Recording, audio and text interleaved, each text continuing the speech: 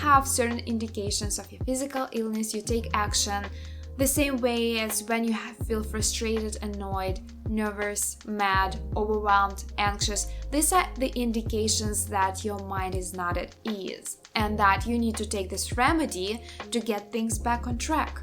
And this is why you need the happiness list. Hi, welcome to my YouTube channel. My name is Yuli and I share tips on how to integrate more self-love, self-care, and simplicity into our everyday life. And today I would like to talk about how to create a simple and effective happiness list and how to live by it in the modern world that is changing so fast and so unexpected.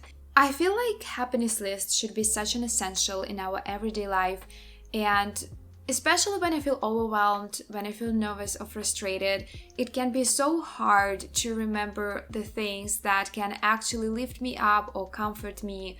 I'm sure that many of us can be guilty in opening Netflix and scrolling down and wasting an hour or so trying to find something that we will enjoy, and eventually it will make us even more frustrated because we feel like we wasted all this time in trying to find something that we're gonna love to watch, but failed. When it happens to me, I feel frustrated even more because I feel like I wasted this time that I actually dedicated to comforting and relaxing myself.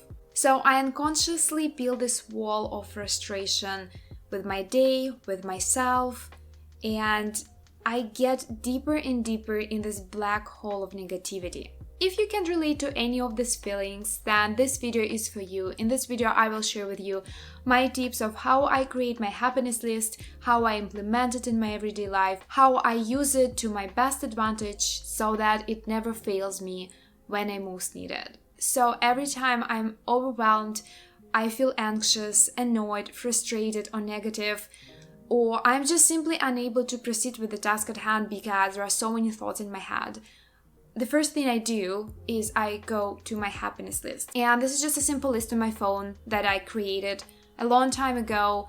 And I prefer to have it on my phone because my phone is always with me. But I also keep a copy of it just in case in my Google Documents. However, you don't have to keep it on your phone if you don't want to. You can keep it anywhere, you can keep it in your apartment. And I prefer the phone because things can happen anytime, and as I said, the phone is always with me. But again, I'm not really good with technology. I cannot rely on it that well, so I keep a copy in my documents just in case I don't have my phone and I can easily access it. So the way I designed my happiness list is the following. I start my happiness list with the things that I feel will help me the most, but usually those things are the most time consuming. A lot of activities help me lift up my mood. Hikes are usually the ones on the top, and then I have yoga, I have some sort of exercising, I have walks. But these things cannot be easily implemented anytime I feel overwhelmed. That's why I start with those and then I go down my list, and usually the things that are closer to the bottom are the ones that take the least amount of time. So I go from the ones that are the bulkiest to the ones that take the least amount of time, but you can also do it another way. You can organize it by the preference, like you can start with the things that matter to you the most, that will work with you 100%. From then, you can just go down with the things that will comfort you, but would not be as effective as the things that are on top of your list. So there are so many ways to organize your happiness list, and this is just your personal preference. The next thing I want to talk about is the essential parts of your happiness list. So there are 3 essential parts in my happiness list, and they are my favorite things, comforting things, and food. The reason I singled out food is because food is always there for you, and no matter how you feel, food will always lift up your mood because, as scientists proved, 90% of serotonin, that is the happiness hormone, is produced in our gut. Food is food. Everyone loves food.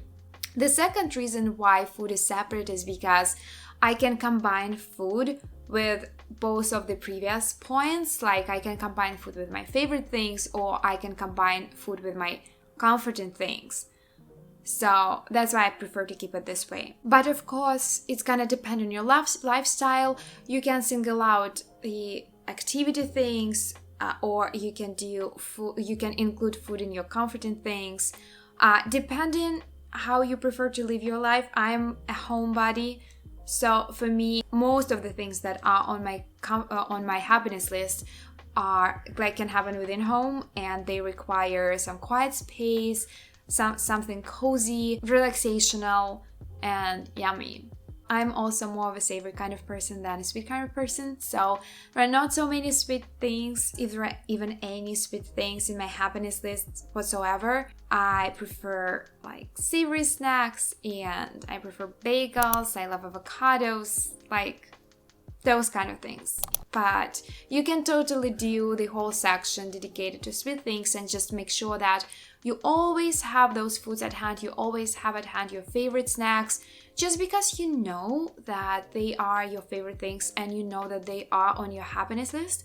Make sure to have them always in stock so that you can access them, you can grab them anytime you feel any frustration or anytime you feel overwhelmed. And right now I would like to show you my happiness list, and this is how it looks like. So this is the example of my happiness list, and while creating your happiness list you can be as precise and as detailed as possible. So as I said, my happiness list includes 3 main parts. It is my favorite things, comforting things, and food. My favorite things are not always accessible. They are hikes, picnics, vlogging, movies, and brunches at Kind Cafe. So hikes and picnics are always dependent on the weather and on the company. When the weather is bad, I obviously not going for any hike. And vlogging is the same way. Vlogging is dependent on the weather as well. And then movies, I haven't been to the movie theater for about half a year or maybe even longer. The same as with the brunches. A Kind Cafe is my favorite vegan cafe, and they do fantastic vegan log salmon cream cheese bagels. So we haven't been to the Kind Cafe for, I guess, half a year as well. So yes, favorite things are fantastic ones, but they are not always accessible. So then I go down to my comforting things, and those things include reading, yoga, video games, and board games. These things are almost always accessible. I can always take a book and start reading. I can always do yoga if I'm at home, obviously. Video games, I do play a lot of video games with my boyfriend at his place, and board games the same way. We do play them together. And then I go down to the next thing, and this is food. And it includes fish Fridays, avocado bagels, sushi, pure bread, and snack shopping. So Fish Fridays is our kind of new tradition with my boyfriend. Every Friday we bake fish, usually salmon. It's a wonderful time when we can share something we both enjoy. Then avocado bagels is my favorite breakfast. I honestly can eat avocado bagels for breakfast, lunch, and dinner. It's my absolute favorite food. Just a little bit of salt and pepper on top, and this is wonderful. Then sushi. Sushi is my favorite comforting food. I don't do it often. I would prefer to do it more often, but then it will lose its uniqueness in a way. Then Pure Bread is my favorite bakery, and it's located in downtown Vancouver. And the desserts there are fantastic. They have a ton of vegan options. Last time I was trying chocolate rosemary sea salt cookie. I'm in love with their chocolate loaf with a huge chocolate frosting on top. And then one time we tried this fantastic banana peanut butter chocolate cake too. It was just marvelous. And also snack shopping. Snack shopping is just like, it's just fun.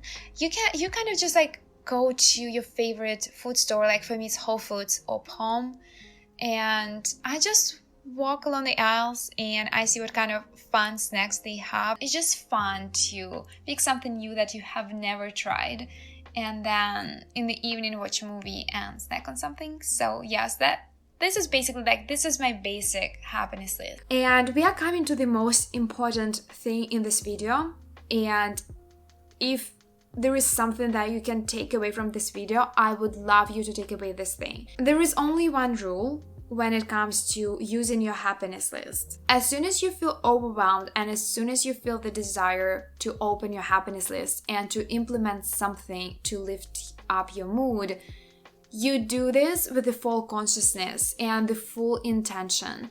You forget everything else you were doing before and you dedicate your mind and your time and your space to this thing. You are not watching a TV to relax you and still being on your phone and trying to figure out stuff that bothers you. Like, whatever it is that bothers you, it doesn't matter. It doesn't matter how many things are on your to-do list as well. It doesn't matter what task you have at hand.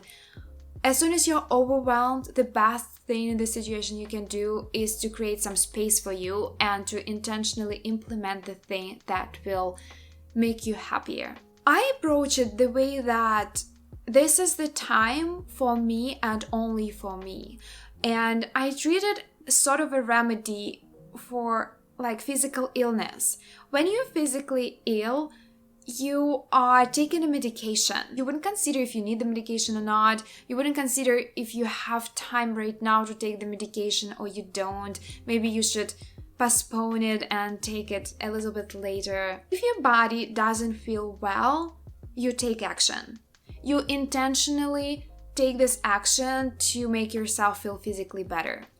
So you have to treat your mind the same way. Our mind is also as important as our physical well-being. If you feel overwhelmed, there is nothing you can do. Even if you have a lot of things you have to do, if you feel overwhelmed or if you feel anxious, you would not be as productive with those things as you could have been if you took this time for yourself. Like in my case, I wouldn't do it as good as if I were in a better state of mind. There wouldn't be that much of a quality invested into my action if I felt anxious or overwhelmed about something and didn't take this time for myself. So again, if you have certain indications of your physical illness, you take action the same way as when you feel frustrated, annoyed, nervous, mad, overwhelmed, anxious. These are the indications that your mind is not at ease and that you need to take this remedy to get things back on track. So, and this is why you need the happiness list.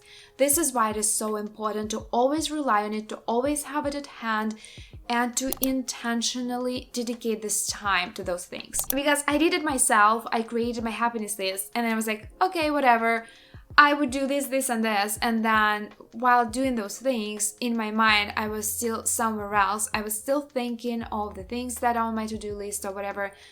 And I just wasted this time. I didn't do anything regarding my to-do list and I didn't let my mind to rest. This is like most important thing. And if you can take anything out of this video, I would like you to take away this thing that intention is the main rule when it comes to implementing and integrating your happiness list into your everyday life. So this is all I wanted to say about creating my happiness list, and I really hope that it can help you as well, and maybe you can try it sometime and let me know in the comments down below if you did and if it worked for you. In case you like this video, consider subscribing and give it a like, and yeah, I will talk to you soon. Bye!